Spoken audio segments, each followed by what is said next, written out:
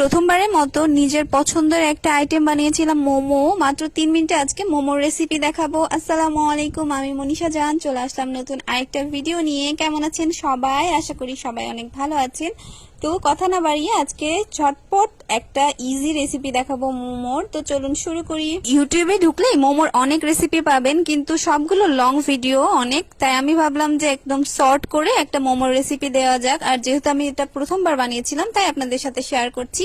যারা ভিডিওটা দেখছেন প্লিজ পুরোটা দেখবেন এবং লাইক কমেন্ট করে পাশে থাকবেন। প্রথমেই আমি মুরগির মাংসের বুকের মাংসটা নিয়ে নিয়েছি এবং এটা কিমা করে নিয়েছি ব্লেন্ডারের সাহায্যে। খুব সহজে কিমা হয়ে যাবে। এরপরে এখানে যে মেন উপকরণ সেটা হচ্ছে সয়া সস। সয়া সসটা পরিমাণে বেশি দিতে হবে, আমিও পরিমাণে বেশি দিয়েছি। আর তারপরে দিয়ে নিয়েছি আদা রসুনের পেস্ট, এরপরে পেঁয়াজ কুচি, মরিচ কুচি ও রসুন কুচি অল্প পরিমাণে দিয়ে, এরপরে দিয়ে নিয়েছি সামান্য পরিমাণে সয়াবিন তেল। আমি আমার পরিমাণ মতো দিয়েছি, মাংস যতটুকু সবগুলো উপকরণ সেই অনুযায়ী দিতে হবে। এরপর আমি মেন একটা স্পেশাল গুঁড়া দিয়েছি, সেটা হচ্ছে এলাচ, তেজপাতা এবং কাঠ মশলা ভালোভাবে ও গোলমরিচ ভালোভাবে ভেজে এটা আমি গুঁড়ো করে নিয়েছিলাম, এটা আমি দিয়েছি। এটা দেওয়াতে বেশি টেস্ট লাগছিল, মানে বেশি মজা হয়েছে। এরপরে আমি ভালোভাবে হাতের সাহায্যে মিক্সড করে নিয়েছি এবং মেরিনেট করার জন্য রেখে দিয়েছি 15 মিনিটের জন্য।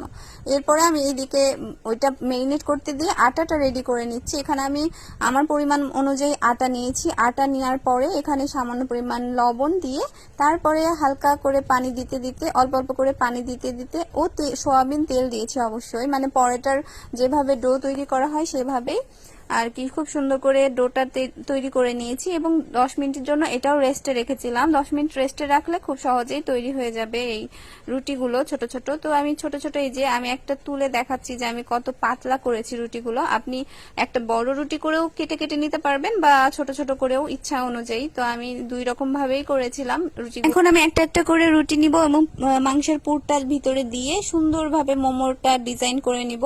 এই ডিজাইনটা খুবই ইজি, শাড়ির কুচি যেভাবে করা হয় সেভাবেই কুচি করে নিতে হবে এবং শেষে ভালোভাবে মানে মুখটা বন্ধ করে দিতে হবে, তাহলেই হবে। দেখে কঠিন মনে হলেও খুবই ইজি, আপনি ট্রাই করে দেখতে পারেন। আর এইদিকে আমি একটা পাতিলে পানি দিয়েছিলাম গরম করার জন্য। পানিটা ফুটে উঠলে আমি এখন ভর্তা বানানোর ট্রেটা দিয়ে নিব।